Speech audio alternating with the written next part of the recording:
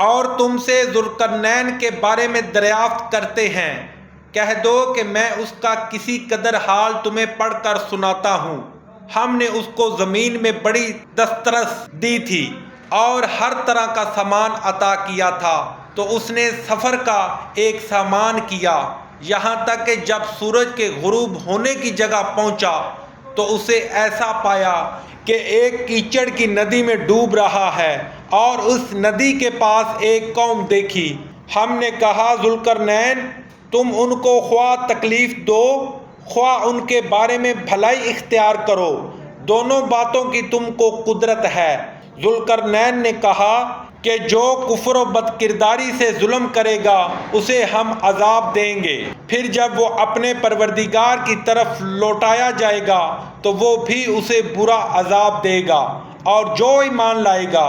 اور عمل نیک کرے گا اس کے لیے بہت اچھا بدلہ ہے، اور ہم اپنے معاملے میں اس پر کسی طرح کی سختی نہیں کریں گے بلکہ اس سے نرم بات کہیں گے۔ پھر اس نے ایک اور سامان سفر کا کیا، یہاں تک کہ سورج کے طلوع ہونے کے مقام پر پہنچا تو دیکھا کہ وہ ایسے لوگوں پر طلوع کرتا ہے جن کے لیے ہم نے سورج کے اس طرف کوئی اوٹ نہیں بنائی تھی۔ حقیقت حال یوں تھی، اور جو کچھ اس کے پاس تھا ہم کو سب کی خبر تھی۔ پھر اس نے ایک اور سامان کیا، یہاں تک کہ دو دیواروں کے درمیان پہنچا تو دیکھا کہ ان کے اس طرف کچھ لوگ ہیں کہ بات کو سمجھ نہیں سکتے۔ ان لوگوں نے کہا کہ ذوالقرنین، یاجوج اور ماجوج زمین میں فساد کرتے رہتے ہیں، بھلا ہم آپ کے لیے خرچ کا انتظام کر دیں کہ آپ ہمارے اور ان کے درمیان ایک دیوار کھینچ دیں۔ ذوالقرنین نے کہا کہ خرچ کا جو مقدور اللہ نے مجھے بخشا ہے وہ بہت اچھا ہے، تم مجھے قوت بازو سے مدد دو، میں تمہارے اور ان کے درمیان ایک مضبوط اوٹ بنا دوں گا۔ تو تم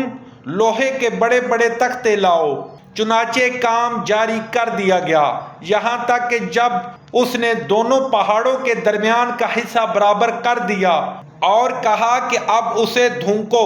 یہاں تک کہ جب اس کو دھونک کر آگ کر دیا تو کہا کہ اب میرے پاس تانبا لاؤ کہ اس پر پگھلا کر ڈال دوں۔ پھر ان میں یہ قدرت نہ رہی کہ اس پر چڑھ سکیں، اور نہ یہ طاقت رہی کہ اس میں نقب لگا سکیں۔ بولا کہ یہ میرے پروردگار کی مہربانی ہے،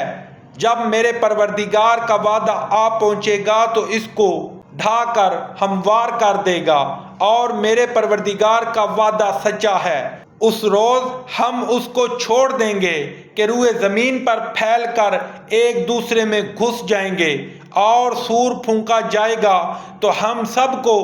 جمع کر لیں گے، اور اس روز جہنم کو کافروں کے سامنے لائیں گے جن کی آنکھیں میری یاد سے پردے میں تھیں اور وہ سننے کی طاقت نہیں رکھتے تھے۔ کیا کافر یہ خیال کرتے ہیں کہ وہ ہمارے بندوں کو ہمارے سوا اپنا کارساز بنائیں گے؟